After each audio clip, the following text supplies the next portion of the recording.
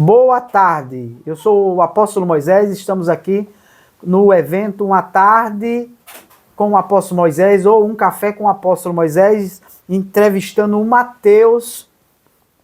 Boa tarde, a paz do Senhor Jesus. Me chamo Mateus, sou membro da igreja Um Novo Cântico com o apóstolo Moisés. E a gente está aqui nesse trabalho com Um Café com o apóstolo, Uma Tarde com o apóstolo. E eu sei que vai ser bênção para quem está ouvindo. Eu queria estar fazendo uma pergunta aqui, irmãos, para o Mateus, né? Amém. O antes e o depois dele. Antes sem Cristo e depois com Cristo. Como era a sua vida, Mateus, né? Como é que foi a sua convenção antes de você ter um encontro com Cristo? Como que era a sua vida? O que que você fazia? Como que você vivia? Como que você pensava? Como que era o evangelho para você? Como que você via? Eu sei que uma vez a gente foi fazer o culto na casa do Mateus e foi até engraçado, né?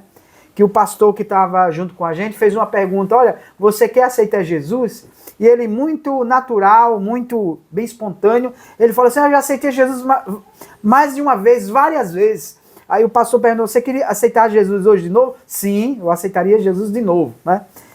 Foi a primeira vez que eu tive um encontro com o Mateus. Eu encontrei o Mateus lá na casa dele, tive conhecimento da sua pessoa. E como era a sua vida, Mateus, antes de Jesus? Amém.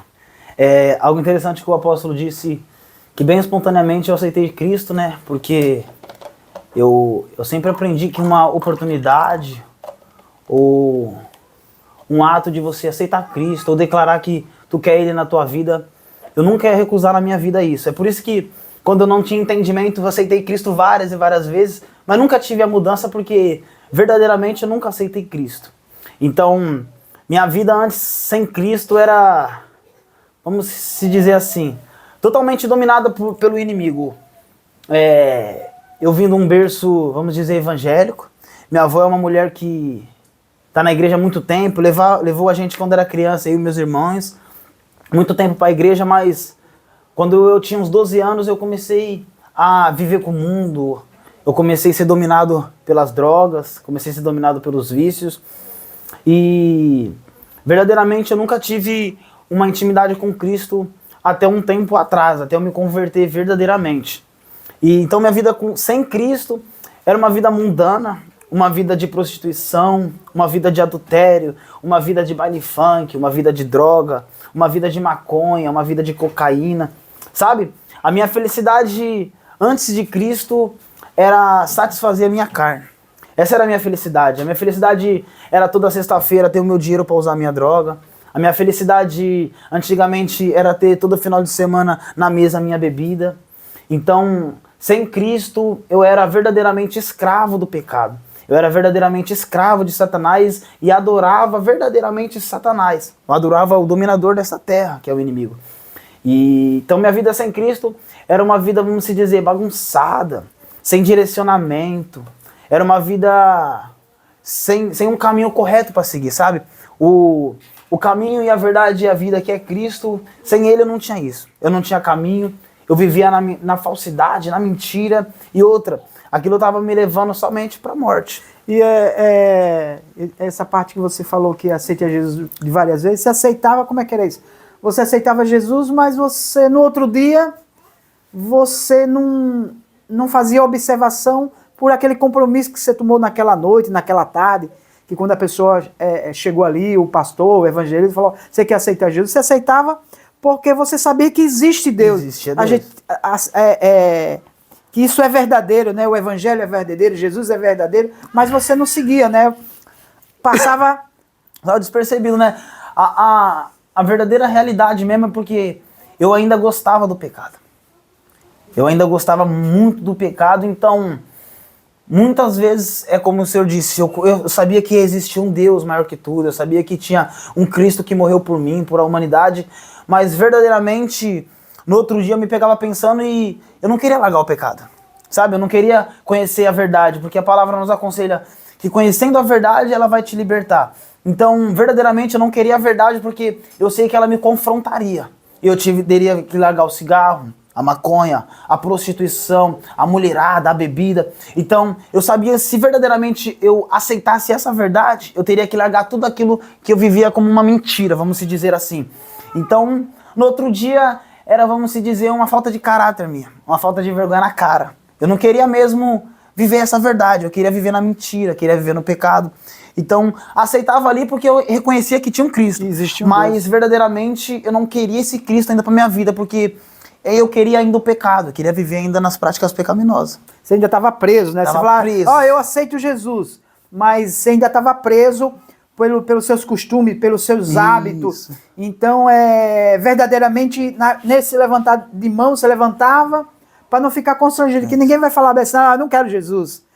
Eu não vou aceitar Jesus. Não, eu quero Jesus, porque a gente sabe que Jesus morreu na cruz, mas é aquele aceitar sem um compromisso, sem ser um ato mesmo de verdade. Porque o ato mesmo de verdade, quando você fala assim, eu quero Jesus, Senhor, muda a minha vida, eu quero sair dessa vida, e o Espírito Santo entrando entrando na sua vida, pelo que você clama a Ele, entrando na sua vida, Ele entrando, a pessoa começa a se tornar alguém diferente, ele começa a recusar. Isso não aconteceu de verdade na sua vida. Não, teve que ter um processo, vamos dizer assim. Porque a gente sabe que o Espírito Santo, o nome dele já diz, é santo. Que ele não compactua com o pecado. Ele não fica num templo onde está totalmente sujo, totalmente pecaminoso, totalmente bagunçado. Ele não fica porque ele é santo, então ele não compactua com algo errado. Então, eu não queria aceitar ele por conta disso ainda, porque eu sabia que ele era santo. Eu sempre tive, como eu disse, minha avó sempre levou a gente tinha um entendimento da Trindade, sabendo que ele era santo, ele era justo, ele era fiel.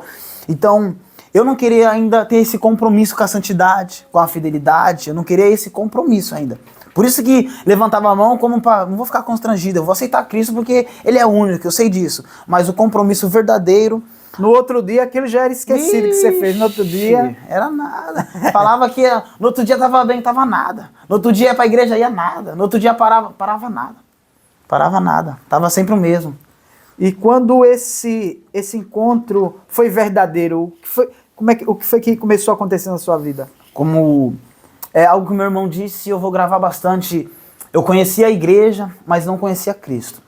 Eu conhecia o templo, mas não conhecia a Trindade, a santidade dele. E aí, com o tempo, eu participei de um evento lá em Pedro de Toledo. Encontro com Deus? O encontro com Deus. Foi ali que, verdadeiramente, eu senti quem era Cristo, eu senti as mãos de Cristo, eu senti o abraço de Cristo, eu senti a santidade de Cristo. Foi ali que eu quis me compromissar verdadeiramente com Cristo.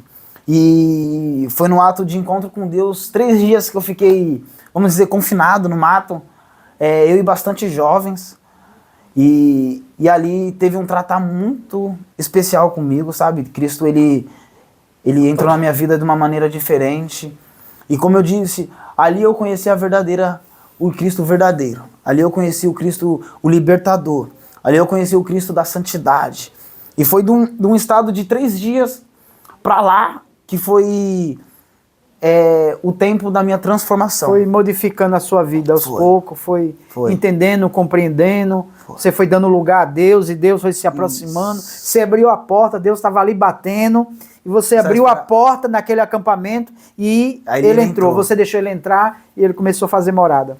Foi assim, o pessoal falava assim, poxa Mateuzinho, tu vai pra igreja, pô, tu volta fumando, tu vai pra igreja fumando, sai da igreja, acende um cigarro, já fuma uma maconha e tal, para na banca com os moleques. E eu falava assim, pô, sabe o que é? Porque, mano, eu ainda tenho fé, sabe? Eu tenho fé que um dia Deus vai me pegar com a minha vontade de querer mudar, porque eu acho que todos nós temos uma vontade de mudar, né?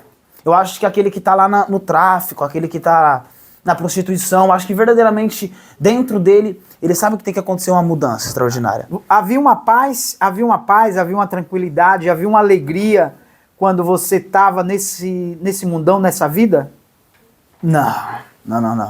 Momentaneamente, carnalmente tinha, sabe? Eu vi a sua avó falando, né, e depois eu até falei para você na igreja, né, que você colocou o foco em Cristo e Cristo mudou sua vida.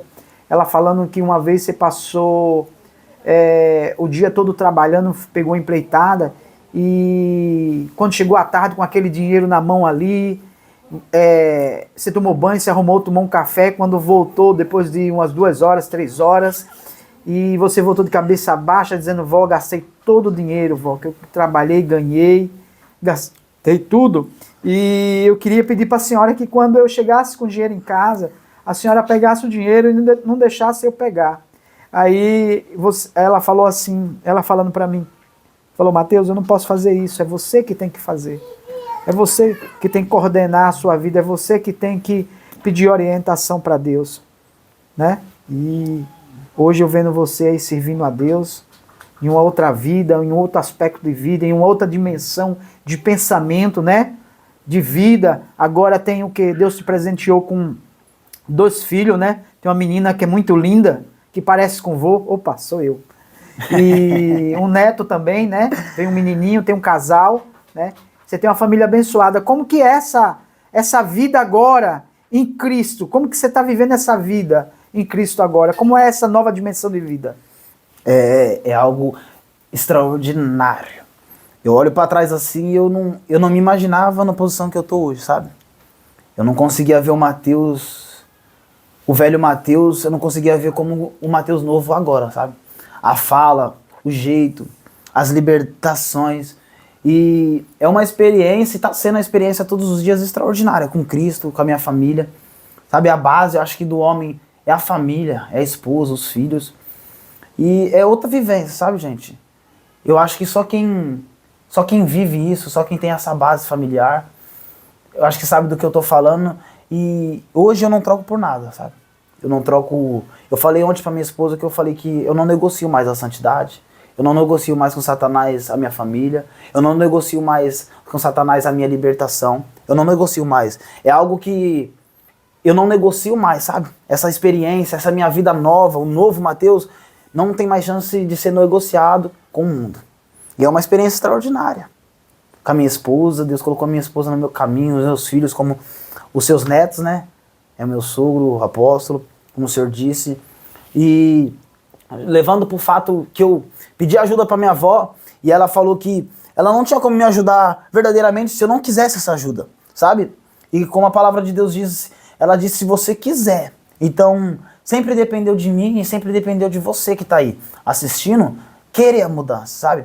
As pessoas podem orar pela gente, Deus pode ter misericórdia pela oração de outra pessoa por nós, pode guardar os nossos caminhos, mas se verdadeiramente eu e você não quiser, eu acho que Cristo ele não entra na tua casa porque Cristo ele é educado, como o senhor disse, ele estava batendo na porta.